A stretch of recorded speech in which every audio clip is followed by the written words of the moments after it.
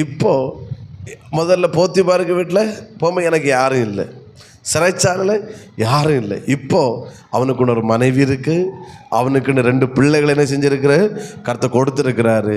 அவன் அனாதை தன்மை அவனை விட்டு மாறி போய்விட்டது. அதனால சொல்கிற கர்த்தரின் வருத்தம் யாவை என்ன செய்தார்? இயேசுவின் நாமத்தில் சிலருடைய காயங்கள் மாறி போவதாக. இயேசுவின் நாமத்தில் சிலர் இழந்ததை கர்த்தர் திருப்பி தருவாராக. இயேசுவின் நாமத்தில் வீண் பழிகள் இல்லாமலாகி போவதாக.